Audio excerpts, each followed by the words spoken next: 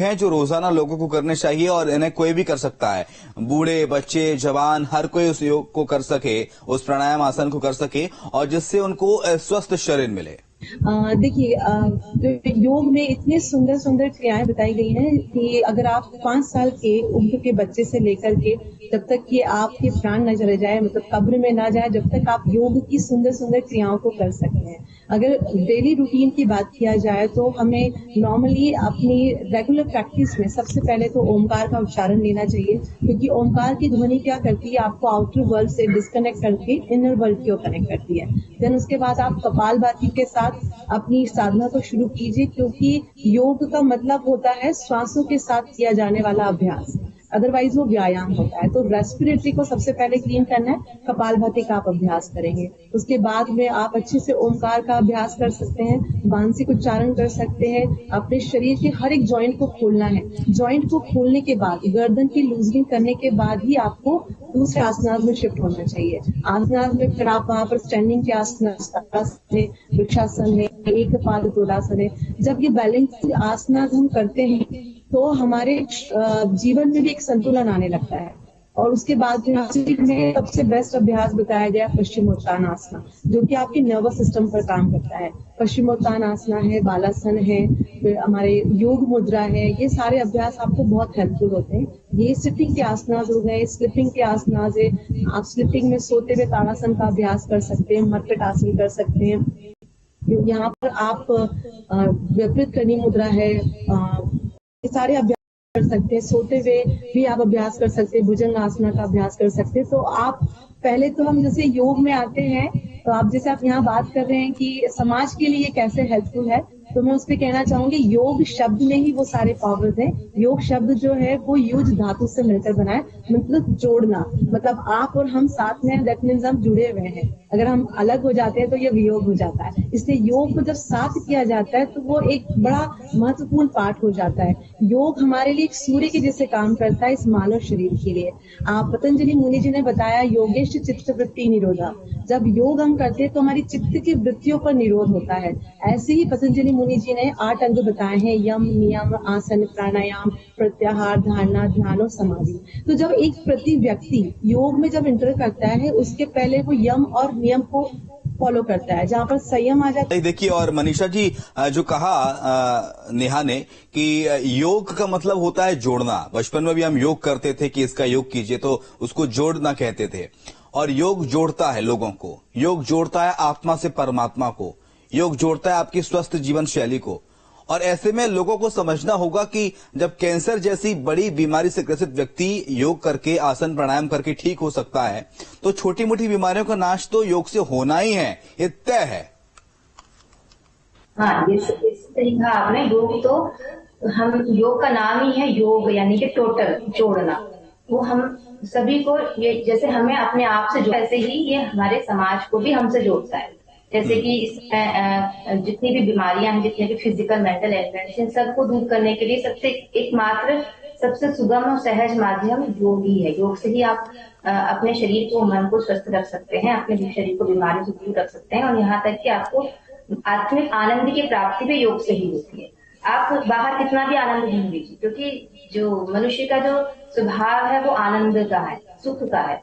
वो उसका जो नेचुरल, जो जैसे बच्चा जन्म लेता है तो वो आनंदित होता है, उसमें कभी भी कोई टेंशन, कोई तनाव आप नहीं देखा, कोई दुखी नहीं होता। लेकिन धीरे धीरे जब बड़े होते जाते हैं तो हम वो उस तनाव में अपने आप को, जो बाहरी संसार के जो जितने भी संसाधनों में अपने आप को घेर करके तनाव में घूमते चले जाते हैं, और फिर हम दुखी होने लग जाते हैं। जबकि जो आनंद है वो तो हमारे भीतर ही है, उसको हम प्राप्त करने के लिए योग से ही जुड़ सकते हैं, तभी हम आत्मिक आनंद को प्राप्त कर सकते हैं। और ये पूरे समाज के लिए बहुत ही लाभदायक है, पूरे विश्व को ये जोड़ता है। जैसे कि इसका जो योग का जो मेन उद्देश्य क्या है, वसुधैव कुटुंबकम की भावना इसके अंदर आती है, सर्व हिताय की भावना आती है कि खुद तो आप सुखी हो ही हो, साथ में पूरा विश्व भी हम उसको कैसे सुखी रख सकें, कैसे स्वस्थ रख सकें, ये सब भावना योग भी हमें सिखाता है। तो योग बहुत महत्वपूर्ण है हर व्यक्ति के लिए। बिल्कुल। और देखिए अमित जी, हम लगातार ये जागरूक भी कर रहे हैं लोगों को योगा के बारे में। न्यूज स्टेट लगातार कैंपेन चला रहा है कि आप योग करेंगे तो आप निरोगी रहेंगे। मनीषा ने कहा कि अभी देखिए वसुधैव कुटुंबकम की भावना योग सिखाता है कि संपूर्ण पृथ्वी हमारा परिवार है। योग जोड़ता है, लोगों को कनेक्ट करता है आत्मा से परमात्मा को।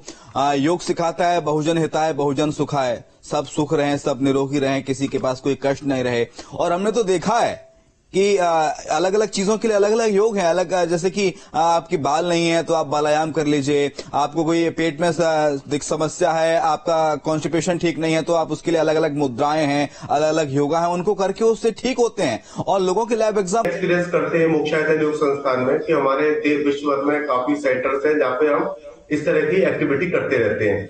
तो जो गंभीर बीमारी वाले लोग हैं उनको, जैसे किसी को स्लिप डिस्क की समस्या है, तो बहुत सारी गतियां गुरुदेव ने बनाई है, गुरु स्वामी भरतभूषण जी ने बनाई है। सर्व गति एक ऐसी गति बनाई है जिसके द्वारा आपको स्लिप डिस्क की समस्या है वो बड़े आसानी से दूर हो जाती है।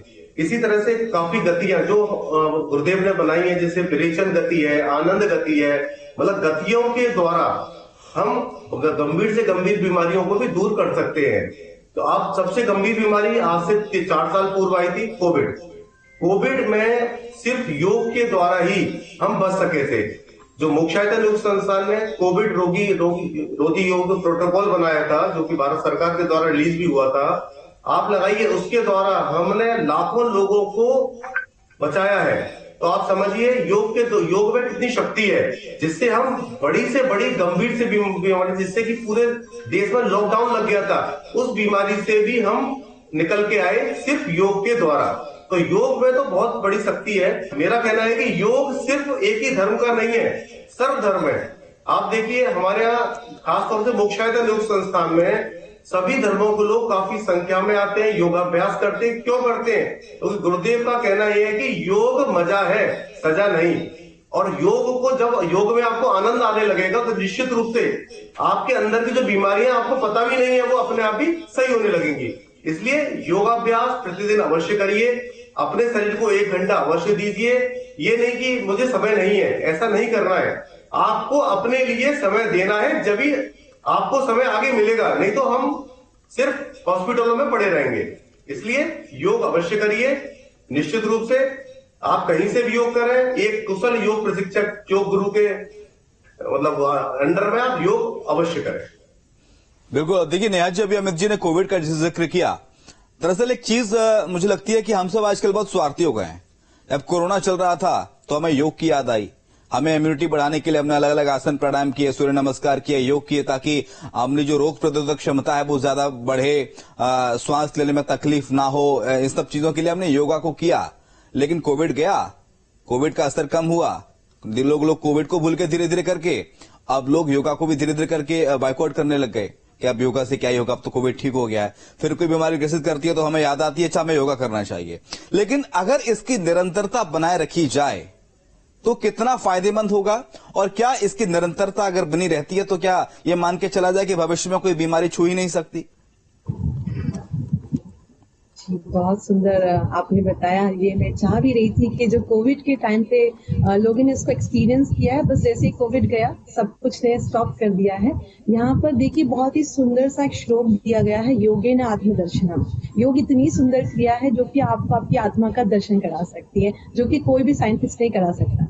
आपकी आत्मा को कोई दर्शन नहीं करा सकता। जब हम योग करने लगते हैं ना तो सेल्फ कॉन्फिडेंस आता है। यहाँ पर अभी यूथ बोल दीजिए या फिर किसी बड़े बुजुर्ग को बोल दीजिए, कुछ समय तक करते हैं क्योंकि उनको लगता है योग मीन्स वृक्षासन कर लिया, ताड़ासन कर लिया, कटी चक्रासन कर लिया। इन्हीं कुछ तरीके से योग बताया गया है। भगवान शिव ने बहुत ही सुंदर सा श्लोक बताया है, आसनानी समस्तानी यावंतो जीव जंतवः चतुरशीति लक्षाणी शिवे न कथितम पुरा। भगवान शिव कहते हैं इस पूरे संसार में जितने जीव जंतु हैं, पृथ्वी है, आकाश है, थल है, जब सब दूर पानी में रहने वाले जितने भी जीव जंतु हैं उतने आसनाज हैं। तो आप इनको काउंट कर सकते हैं, ये अनकाउंटेबल है। तो वैसे ही जैसे जीवन का अंत होने तक भी आपको योग करना है, कोई सीमा नहीं है, ऐसे आप एवरीडे योग को सीखो। आपको इतना इंटरेस्ट आएगा, इतना मजा आएगा उसको रोज करने में। बहुत सुंदर क्रियाएं, बंध बताए गए हैं, मुद्रा बताएगी। जब हम मुद्रास और बंध को लगाते हैं तो कंप्लीटली खुद से कनेक्ट होते हैं। अब यहाँ क्या होता है, आपने जिसे कहा कि क्या बीमारियां छुएंगी नहीं, छुएंगी कैसे? मतलब हमारा जो इम्यून सिस्टम है वो बहुत अच्छा हो जाता है, हम कई हद तक उससे लड़ लेते हैं। जब हम योग करते हैं तो योग हमारे शरीर में 4 डायमेंशन में काम करता है, फिजिकली, मेंटली। माफ कीजिएगा मैं नेहा जी आपको रोक रहा हूं, लेकिन आपने कहा कि बीमारियां छुएंगी नहीं, इम्यून सिस्टम ज्यादा मजबूत हो जाता है, इम्यूनिटी इनहेंस हो जाती है। तो हमने देखा था कि कई लोग ऐसे थे कोविड काल में कि उनको कोरोना हुआ और पता तक नहीं चला कि उनको कोरोना हुआ भी था, और ऑटोमेटिक ठीक हो गए, और उनको शायद बहुत बाद में जानकारी लगी होगी, कई को नहीं लगी होगी। तो योगा से ही यही प्रैक्टिस होती है कि आपको बीमार होंगे, आपको पता तक नहीं चलेगा, आप ठीक भी हो जाएंगे, और आप रूटीन के जो काम है वो करते रहेंगे। यस, बिल्कुल सही बोला आपने। वही मतलब कि अगर बहुत गंभीर बीमारी भी आप तक आने वाली होगी तो वो हल्का सा आपको छू कर चले जाएगी, आपको अनुभव भी नहीं होगा कि आपका इम्यून सिस्टम इतना अच्छा है, आपकी रोग प्रतिरोधक क्षमता बहुत अच्छी होती है। और अभी जो हमारा आज का जो थीम है हमारा कि yoga for self and yoga for society, तो जब हम योग करते हैं तो 4 डायमेंशनल में हमारा शरीर बैलेंस हो जाता है। जब ये 4 में बैलेंस हो जाता है तो ऑटोमेटिकली हम सोशल भी हो जाते हैं, मतलब इंसान अच्छा सोचने लगता है, अच्छा देखने लगता है, किसी से ईर्ष्या नहीं, घृणा नहीं, अहंकार नहीं, तो ऑब्वियसली वो सब कुछ सम दृष्टि से देखता है, और ऐसे ही वो फिर एक नया समाज क्रिएट करता है, प्रति व्यक्ति से एक नया समाज बनता है। और योग के लिए आप जितना कहें पता ही नहीं चलता कि आपको कब कौन से कष्ट आने वाले रहते हैं, पता ही नहीं चलता है। योगेन आत्मदर्शनम, मैं तो यही कहूंगी। और हमारे पतंजलि मुनि जी ने भी कहा स्थिरम सुखम आसनम, अगर आप जिस स्थिति में बैठ गए, आपको जहाँ स्थिरता लगने लगी, आपको अनुभव हो रहा है कि मैं बड़ा सुख की अनुभूति कर रहा हूँ, तो वहां पर आपका योग कंप्लीट हो जाता है, मीन्स खुद से कनेक्टिविटी हो जाती है आपकी। तो मैं यही कहना चाहूंगी कि योग हर किसी व्यक्ति को करना चाहिए, हर एक बच्चे को करना चाहिए, तो वो आपको बहुत पावरफुल बनाता है। हमारे ब्रेन से अल्फा बीटा गामा रेजेस निकलने लगती है जब हम योग से आगे की ओर बढ़ते हैं, मीन्स तुम ध्यान, धारणा और समाधि में जाते हैं, तब आपके पावर्स और अच्छे होते हैं, और आप अपने साथ साथ, अपनी ओरा के साथ साथ समाज का भी ओरा उतना पावरफुल बनाते हैं। एग्जैक्टली लेकिन मनीषा जी देखिए, इतनी सारी तो खूबियां हैं योग के अंदर, इतने सारे गुण हैं, आप स्वस्थ रहते हैं, मन तन निरोगी रहता है आपका, आपके चेहरे पर निखार आता है, ग्लो बढ़ता है। आप अगर योग कंटिन्यू करते हैं तो बुढ़ापा बहुत लेट में दिखता है, बुढ़ापा कम दिखता है, बहुत जल्दी बुढ़ापा आपको नहीं गिरता, आपका इम्यून सिस्टम आपका मजबूत रहता है। इसके अलावा अलग अलग अगर कोई बीमारी से ग्रसित हो जाता है तो उसके लिए अलग अलग आसन, मुद्राएं, योग हैं। बावजूद इसके लोगों को और मुझे लगता है कि जगाने की जरूरत है ताकि वो योग की ओर अग्रसर रहें। हाँ जरूर, अभी लोग वैसे तो अब काफी कुछ जागरूकता आ गई है लोगों में। ये हमारे देश से निकल के, भारत की तो संस्कृति है ही है ये योग, ये धरोहर है भारत की, लेकिन ये भारत से निकल करके पूरे विश्व में पहुंच गया है। लेकिन अभी भी बहुत से लोग ऐसे हैं जो कि अभी इससे अनभिज्ञ हैं, जो लोग जानबूझकर भी और आलस में रहते हैं, योगाभ्यास नहीं करते हैं, जबकि उसके फायदे हमें पता है। लेकिन फिर भी हमें पहल करनी है कि लोगों तक और इसके महत्व को हम पहुंचा पाए, किस तरह से योग हमारे तन मन को स्वस्थ रखता है, हमारी आत्मा को उन्नत करता है, हमें आत्मिक आनंद मिलता है, यहाँ तक कि आध्यात्मिक सुख भी, जो आध्यात्मिक विकास भी हमारा, स्पिरिचुअल को हमारी एलिवेट करता है, स्पिरिचुअल एलिवेशन। तो ये सब चीजें हमें लोगों तक पहुंचानी होगी, इसके लिए हमें पहल करनी होगी, तभी लोग पूरे विश्व तक ये पहुंच पाएगा। पूरे विश्व को प्रेरित करें योगाभ्यास के लिए, अपने समाज में, अपने सोसाइटी में लोगों को जागरूक करें। खुद योगा, अगर आप पे 4 आसन आते हैं तो मुझे लगता है कि नेहा जी, अगर आपके पास 4 आसन हैं, आप जानते हैं 4 योगा आप जानते हैं, तो सामने वाले 4 लोगों को बताएं, उनसे भी कहें कि भाई आप भी लोगों को बताइए, ताकि ज्यादा से ज्यादा लोगों के पास तक योगा की जो टिप्स हैं, योग है, वो जाए, लोग स्वस्थ हों, लोग फिक्रमंद हों। क्योंकि नेहा जी, मैंने सुना है कि योग अगर आप करते हैं, सुबह आप योग करते हैं दिन में आधे घंटे का वक्त निकाल के, तो दिन भर आपका जो शरीर है वो शांत रहता है, आपका मन ठंडा रहता है। बड़ी से बड़ी गलती कोई आपके सामने कर दे तो आप इतना ज्यादा एग्रेसिव नहीं होते हैं उस चीज पर। बिल्कुल सही कहा आपने। योग जब हम सुबह उठकर जब हम योग करते हैं तो हम चाहे 40 मिनट दे या फिर 1 घंटा दे या 30 मिनट दे, तो अगले जो 23 घंटे होते हैं वो पूरी ऊर्जा से भरे होते हैं। और जैसा कि बोल रहे हैं, योग में लोग इंटरेस्ट नहीं रखते, तो लोगों को बताना पड़ेगा यत्र ब्रह्मांडे तत्र पिंडे, मतलब जो ब्रह्मांड में ऊर्जाएं हैं वो आपकी इस पावरफुल पिंड में है। जैसे सूर्य और चंद्रमा के बिना प्रकृति नहीं चलती, ऐसे ही हमारे पास भी ईश्वर ने सूर्य और चंद्र नाड़ी दी है। सूर्य और चंद्र नाड़ी को कैसे बैलेंस करना है, इसी को हठ योग कहा जाता है। तो जब हम योग करने आते हैं तो यहाँ पर हम अपनी सूर्य की ऊर्जाओं को भी बढ़ाते हैं और चंद्र की ऊर्जाओं को भी बढ़ाते हैं। जब ये दोनों बैलेंस हो जाती हैं, तभी आप जब वहां से बाहर निकलते हैं योगशाला से, तो आप कंप्लीटली बैलेंस होकर निकलते हैं। तो बस लोगों को वही जागरूक करना है कि योग बहुत सुंदर क्रिया है, कि जो ब्रह्मांड में आप ढूंढते हैं, वो सारी पावर्स आपके अंदर है। कब आपकी 72,000 नाड़ियां एक्टिवेट हो जाती है, सातों चक्र आपके एक्टिवेट हो जाते हैं, पंच तत्व पंच प्राणा बहुत एक्टिवेट और बैलेंस हो जाते हैं। आपको बड़ी अच्छी अनुभूति होती है जब आप इन सब चीजों को अनुभव करते हैं। आप बिलीव नहीं करेंगे, जब हम योग अभ्यास करते हैं, अपने सेशंस को विराम देते हैं, तब हम उनको टेस्ट करवाते हैं कि अपना लेफ्ट नॉस्ट्रिल चेक करो, कौन सा आपका नॉस्ट्रिल एक्टिवेट है, कौन सा नहीं है। फिर हम लास्ट में जब विराम देते हैं, दोनों को चेक करते हैं। तो योग की जब हम अपना शांति पाठ करते हैं, उस समय पर हमारी दोनों नॉस्ट्रिल्स एक्टिवेट हो जाती है, सुपर एक्टिवेट होती है। तब उनको लगता है कि हाँ, यस, ये योग के पावर है। अब यहाँ से हम बैलेंस होकर के बाहर निकल रहे हैं। जैसे सूर्य के बिना दिन नहीं हो सकता, चंद्रमा के बिना रात नहीं हो सकती, ऐसे शरीर को बैलेंस करना होता है। और मुझे लगता है कि योग के बिना जीवन अधूरा सा है। अगर योग आपके जीवन में नहीं है तो योग मुझे लगता है हर किसी को करना चाहिए और योग को अपनी दिनचर्या का हिस्सा बना लेना चाहिए। जैसे हम रोजाना सुबह उठ के अपनी नित्य क्रियाएं करते हैं, खाना खाते हैं, पानी पीते हैं, सोते हैं, ऐसे योग को भी रूटीन में शामिल करना चाहिए। बहुत शुक्रिया आपका नेहा चतुर्वेदी जी, अमित जी आपका शुक्रिया, मनीषा योगाचार्य थी हमारे साथ, आपका भी शुक्रिया चर्चा में शामिल होने के लिए। फिलहाल वक्त